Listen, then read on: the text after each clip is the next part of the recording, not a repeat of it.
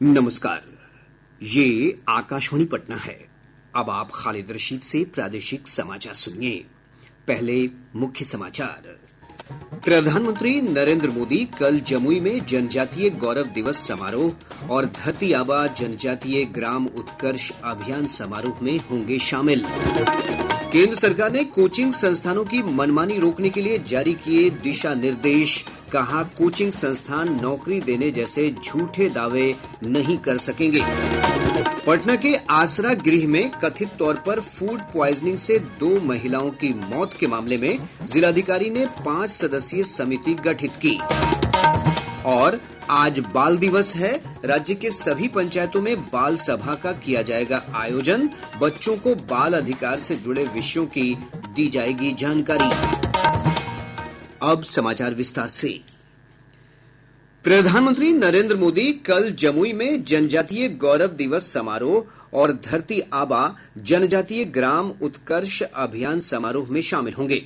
इस आयोजन के साथ ही भगवान बिरसा मुंडा की 150वीं जयंती वर्ष समारोह की शुरुआत हो जाएगी। श्री मोदी भगवान बिरसा मुंडा के सम्मान में एक स्मारक सिक्का और डाक टिकट का अनावरण करेंगे। प्रधानमंत्री इस अवसर पर आदिवासी समुदायों के उत्थान और क्षेत्र के ग्रामीण तथा दूर दराज इलाकों में बुनियादी ढांचे में सुधार के लिए 6,640 करोड़ रुपए से अधिक की राशि की कई विकास परियोजनाओं का उद्घाटन और शिलान्यास भी करेंगे। मुंगेर के प्रमंडलीय आयुक्त संजय कुमार सिंह ने बताया कि प्रधानमंत्री के कार्यक्रम के दौरान एक जनसभा को भी संबोधित करेंगे। उन्होंने कहा कि इस कार्यक्रम में देश के 100 जिले और 30 राज्य वीडियो कॉन्फ्रेंसिंग के माध्यम से जुड़ेंगे। केंद्र सरकार ने उम्मीदवारों और अभिभावकों को गुमराह होने से बचाने के लिए सभी कोचिंग संस्थानों को अपने छात्रों और पाठ्यक्रमों के बारे में आवश्यक और प्रासंगिक जानकारी देने संबंधी दिशा निर्देश जारी किए हैं। उपभोक्ता मामलों की सचिव निधि खरे ने विभिन्न कोचिंग संस्थानों के भ्रामक विज्ञापनों पर रोक लगाने के लिए यह दिशा निर्देश जारी किए हैं। एक रिपोर्ट। इन दिशा निर्देशों के अनुसार कोचिंग संस्थानों को अपने कामकाज के बारे में किसी भी स्पष्टीकरण और अस्वीकरण को प्रमुखता से प्रकाशित करना होगा, जबकि नाबालिग छात्र छात्राओं की फोटो और प्रशस्ति पत्र इस्तेमाल करने की अनुमति उनके चयन के बाद ही उनसे लेनी होगी। सीसीपीए ने अब तक 45 यूपीएससी कोचिंग संस्थानों को भ्रामक विज्ञापनों के लिए नोटिस जारी किया है और 56 लाख रुपए से अधिक का जुर्माना जब्त किया। इसमें खास करके जो आईएएस कैंडिडेट्स हैं जो सफल होते हैं, वो वास्तव में पता चला कि इन्होंने 1 घंटे का या 3-4 घंटे का एक इंटरव्यू गाइडेंस प्रोग्राम में ही मात्र भाग लिया था। इसका अर्थ है कि प्रीलिम्स और मेंस उसमें इन इंस्टीट्यूशंस का कोई योगदान नहीं था। उपभोक्ता शिकायत निवारण के लिए एक अग्र सक्रिय या प्रोएक्टिव तंत्र बनाने का भी निर्देश दिया गया है। सचिव खरे ने बताया कि पिछले साल सितंबर से इस साल अगस्त तक राष्ट्रीय उपभोक्ता हेल्पलाइन के जरिए कोचिंग संस्थानों को दिए गए 1 करोड़ रुपए से अधिक की राशि उपभोक्ताओं को वापस दे दी गई है। उन्होंने आशा जताई कि यह दिशा निर्देश कोचिंग संस्थानों के कामकाज में पारदर्शिता और सत्यता लाएंगे। आकाशवाणी समाचार के लिए आदर्श कुमार, नई दिल्ली। राजधानी पटना के शास्त्री नगर थाना क्षेत्र अंतर्गत एक आसरा गृह में कथित रूप से विषाक्त भोजन खाने से 2 महिलाओं की मौत हो गई। पटना के जिलाधिकारी डॉक्टर चंद्रशेखर सिंह ने मामले की जांच के लिए एक 5 सदस्यीय दल का गठन किया है। उन्होंने बताया कि जांच दल ने प्रथम दृष्टया स्थल का निरीक्षण किया और उसकी रिपोर्ट सौंपी है। जिलाधिकारी ने बताया कि आसरा गृह में रह रही महिलाओं और बच्चियों के स्वास्थ्य जांच के लिए एक मेडिकल टीम की तैनाती की गई है।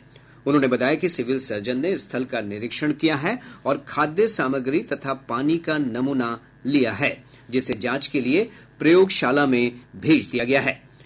वहीं समाज कल्याण विभाग के निदेशक विजय प्रकाश मीणा ने बताया कि आसरा गृह की अधीक्षक कुमारी अंशु समेत 19 सदस्यों को कारण बताओ नोटिस जारी किया गया है। उन्होंने कहा कि आसरा गृह में खाने की सप्लाई करने वाली एजेंसी को भी नोटिस भेजा गया है। साथ ही उप निदेशक की अध्यक्षता में एक 3 सदस्यीय जांच टीम गठित की गई है। इधर बिहार बाल संरक्षण आयोग ने भी आसरा गृह में रहने वाली बच्चियों के भोजन और दवा की जांच विशेषज्ञों से कराने का आदेश दिया है। साथ ही वहां लगे सीसीटीवी कैमरों के 1 सप्ताह के फुटेज की जांच भी की जाएगी। सर्वोच्च न्यायालय ने कहा है कि कार्यपालिका व्यक्तियों की संपत्तियों को ध्वस्त करके उनके अपराध का निर्धारण करने में न्यायपालिका के रूप में काम नहीं कर सकती। आरोपी व्यक्तियों के खिलाफ बुलडोजर कार्रवाई को चुनौती देने वाली याचिकाओं पर न्यायालय ने कहा है कि उचित प्राधिकार के बिना किसी भी संपत्ति के विध्वंस को गलत समझा जाएगा। मुख्यमंत्री नीतीश कुमार राज्य में सक्षमता परीक्षा पास 1,39,000 शिक्षकों को 20 नवंबर को विशिष्ट शिक्षक के रूप में नियुक्ति पत्र प्रदान करेंगे। पटना के अधिवेशन भवन में आयोजित एक कार्यक्रम में चयनित शिक्षकों को मुख्यमंत्री नियुक्ति पत्र देंगे। वहीं शेष शिक्षकों को प्रखंड और जिला स्तर पर नियुक्ति पत्र दिए जाएंगे। शिक्षा विभाग के अनुसार पहली सक्षमता परीक्षा में 1,87,000 शिक्षकों ने सफलता प्राप्त की है। रेलवे बोर्ड के अध्यक्ष सह मुख्य कार्यकारी अधिकारी सतीश कुमार ने कहा है कि यात्रियों की सुविधा के लिए हरेक रेलगाड़ी में 4-4 जनरल कोच लगाए जाएंगे। श्री कुमार ने समस्तीपुर में पत्रकारों से बातचीत करते हुए कहा कि दिसंबर तक सभी गाड़ियों में अतिरिक्त जनरल कोच लगा दिए जाएंगे। सभी गाड़ियों में मिनिमम 4 जीएस कोचेस लगाने के लिए करीबन हम लोग 2000 कोच बना रहे हैं और इसमें से लगभग 900 कोचेस बन चुके हैं और करीबन 4 कोच करने के लिए दिसंबर माह तक हम सभी गाड़ियों में मिनिमम 4 जीएस लगे। सिख धर्म के संस्थापक गुरु नानक देव जी महाराज का 555वां प्रकाशोत्सव मनाया जा रहा है। इस अवसर पर पटना साहिब में 3 दिवसीय कार्यक्रम का आयोजन किया गया है। आज पटना सिटी स्थित गुरु का बाग गुरुद्वारा से तख्त श्री हरिमंदिर साहिब तक नगर कीर्तन निकाला जा रहा है। इससे पहले कल प्रकाशोत्सव के उपलक्ष्य में बड़ी प्रभात फेरी निकाली गई। कल 15 नवंबर को मुख्य समारोह का आयोजन होगा, जिसमें कीर्तन, प्रवचन और अरदास कार्यक्रम आयोजित किए जाएंगे। प्रकाशोत्सव में देश विदेश से बड़ी संख्या में श्रद्धालु पहुंचे हैं। कार्तिक पूर्णिमा के अवसर पर कल गंगा सहित विभिन्न नदियों में पवित्र स्नान किया जाएगा। पटना शहर में विभिन्न गंगा घाटों पर श्रद्धालुओं की उमड़ने वाली भीड़ को देखते हुए सुरक्षा के व्यापक इंतजाम किए गए हैं। कल ही हरिहर क्षेत्र स्थित गंगा और गंडक के संगम पर भी स्नान के लिए बड़ी संख्या में श्रद्धालुओं की भीड़ पहुंचने लगी है। कार्तिक स्नान को देखते हुए नदियों में स्थानीय गोताखोर, एनडीआरएफ तथा एसडीआरएफ के जवानों को भी तैनात किया गया है। पटना जिला प्रशासन ने गंगा नदी में नावों के परिचालन पर रोक लगा दी है। जिलाधिकारी डॉक्टर चंद्रशेखर सिंह ने बताया कि पटना नगर निगम ने घाटों पर श्रद्धालुओं के लिए पूरी व्यवस्था की है। 42 घाटों पर दंडाधिकारियों को भी तैनात किया गया है। प्रादेशिक समाचार आप आकाशवाणी पटना से सुन रहे हैं। ताजा समाचारों के लिए आप हमारे एक्स हैंडल AIR_News_ पर जा सकते हैं। आज बाल दिवस है। देश के पहले प्रधानमंत्री पंडित जवाहरलाल नेहरू की जयंती पर प्रतिवर्ष 14 नवंबर को यह दिवस मनाया जाता है। इस अवसर पर बच्चों की शिक्षा, देखभाल और उनके अधिकारों के बारे में जागरूकता बढ़ाने के मकसद से देश भर में अनेक कार्यक्रमों का आयोजन किया जा रहा है। इस अवसर पर प्रदेश के विभिन्न स्थानों पर अनेक कार्यक्रम आयोजित किए गए हैं। इधर लखीसराय जिले में 3 दिवसीय लखीसराय बाल फिल्म महोत्सव का आयोजन किया जा रहा है। बिहार बाल संरक्षण आयोग के अध्यक्ष डॉक्टर अमरदीप ने बताया कि बाल दिवस के अवसर पर 14 से 20 नवंबर तक सभी जिलों में बाल अधिकार संरक्षण सप्ताह का आयोजन किया जा रहा है। इस दौरान पंचायतों में बाल सभा का आयोजन किया जाएगा, जिसमें बाल अधिकार से जुड़े विषयों की जानकारी दी जाएगी।